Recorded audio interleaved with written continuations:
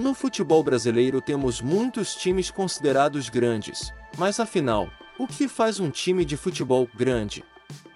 Sua torcida? Os jogadores que passaram pelo clube?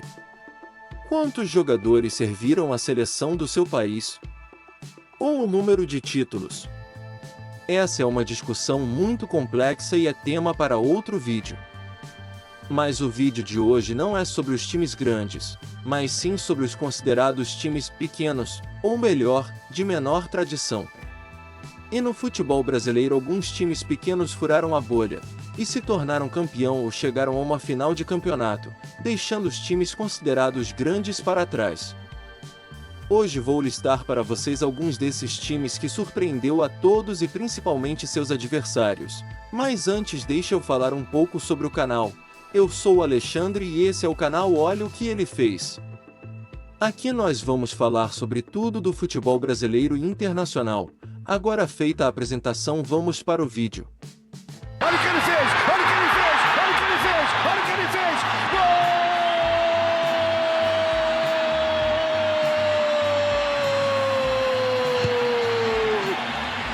Gol! Bahia, Campeonato Brasileiro de 1959. A campanha do Bahia neste ano foi muito boa. Em todo o campeonato o Bahia disputou 14 partidas, venceu 9 jogos, teve 2 empates e 3 derrotas, marcou 25 gols e 18 gols contra, com um saldo de 7 gols. O artilheiro do Bahia foi Léo Briglia com 8 gols, sendo o artilheiro da competição. Na competição o Bahia eliminou na primeira fase times como o CSA e Ceará, na segunda fase o eliminado foi o Sport Recife, na semifinal o Bahia eliminou o Vasco da Gama e na grande final o Bahia venceu o Santos de Pelé. No primeiro jogo da final o Bahia venceu o Santos por 3-2 e os gols da partida foram marcados por Beriba e Alencar 2 vezes pelo Bahia, e pelo Santos os gols foram marcados por Pelé e Pepe.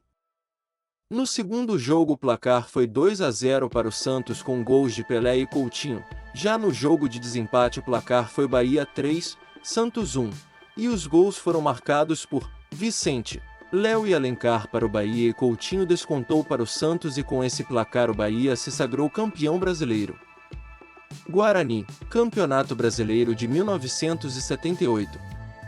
O Bugre, como é conhecido, é o único time do interior de São Paulo a ser campeão brasileiro, e a campanha do Guarani nesse brasileiro foi inquestionável. Na primeira fase, a fase de grupos o clube ficou em quinto lugar, com 16 pontos, com 5 vitórias, 4 empates e 2 derrotas, o Bugre marcou 21 gols e teve 9 tentos contra.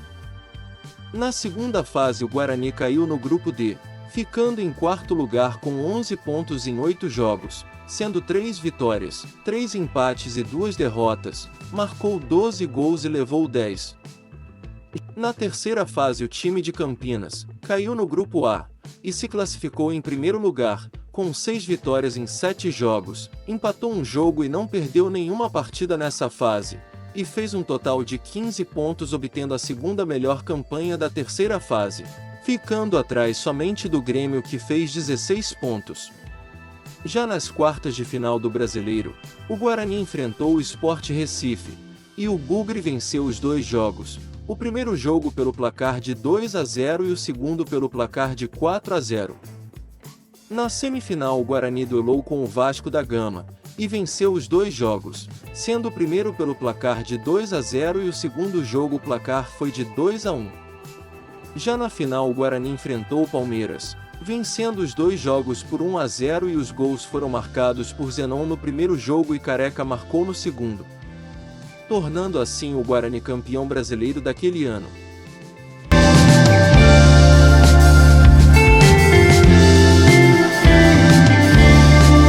Sport Recife, Campeonato Brasileiro de 1987. Esse ano de 1987 foi um ano bem conturbado para o futebol brasileiro. A CBF passava por uma crise financeira e não tinha como bancar o campeonato, e nem as viagens e hospedagem para os clubes. Então ela sugeriu que os clubes bancassem suas viagens e hospedagens, o que não rolou. Então a CBF criou um campeonato mais regional, o que chamou de Taça Brasil, Já os 13 clubes principais do Brasil não aceitaram e criaram o Clube dos 13, e formaram um torneio mais rentável e competitivo que chamaram de Liga União. Mas como a CBF reconhece a Taça Brasil como título brasileiro, vamos falar sobre ele, e foi esse título que o Sport foi buscar.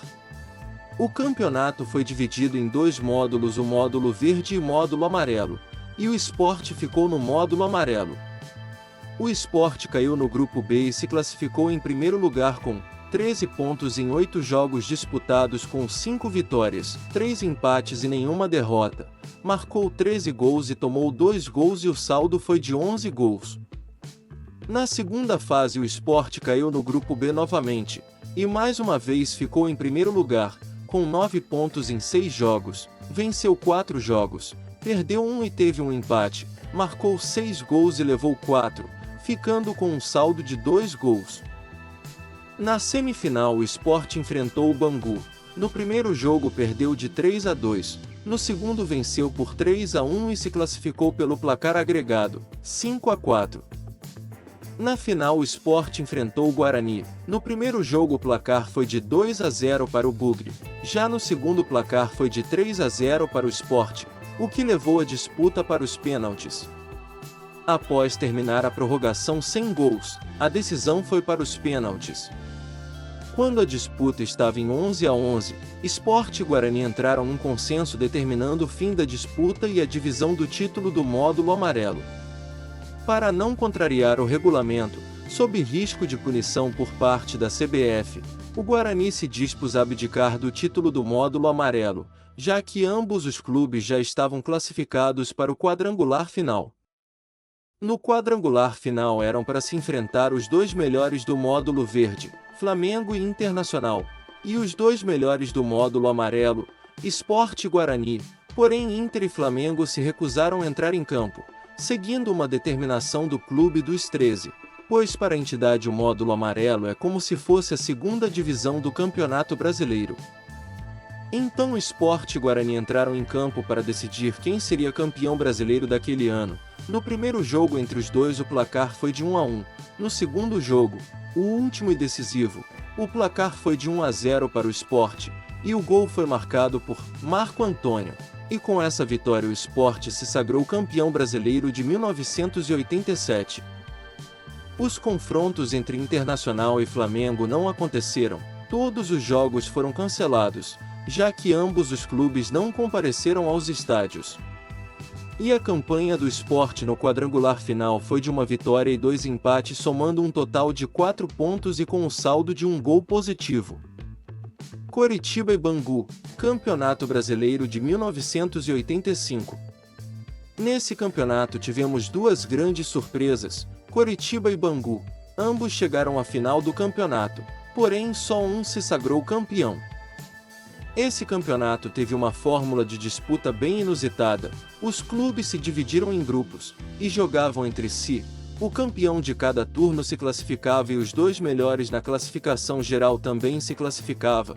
O Coxa no grupo A foi campeão do primeiro turno com 12 pontos, mas na classificação geral ficou em sétimo lugar com 19 pontos.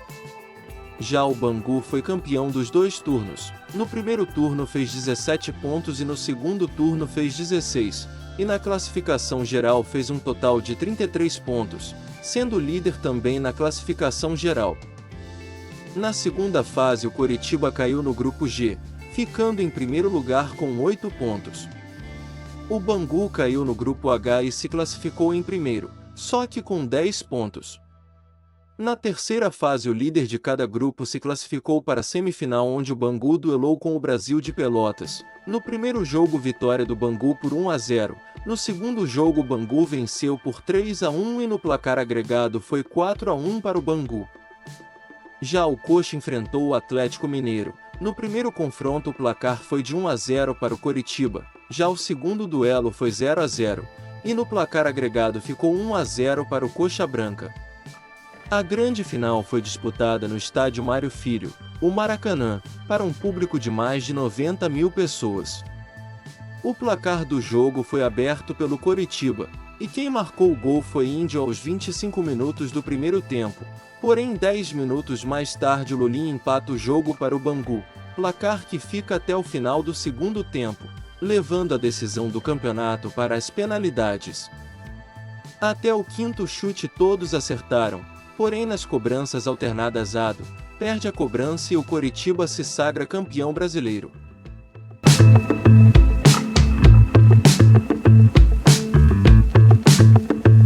Esses campeões improváveis não ficam somente no Campeonato Brasileiro, aconteceu também na Copa do Brasil, mas esse é tema para o próximo vídeo, então já se inscreve aí, ative o sininho para quando o vídeo de campeões improváveis da Copa do Brasil sair, você ficar sabendo. E claro, capricha o dedo aí no like, para ajudar a gente, porque esse tipo de vídeo dá muito trabalho. Valeu rapaziada, agradeço a todos que ficaram até o final do vídeo, deixa aí nos comentários a hashtag Zebra, que eu vou dar coraçãozinho em todos os comentários. Valeu, fui, e até o próximo vídeo.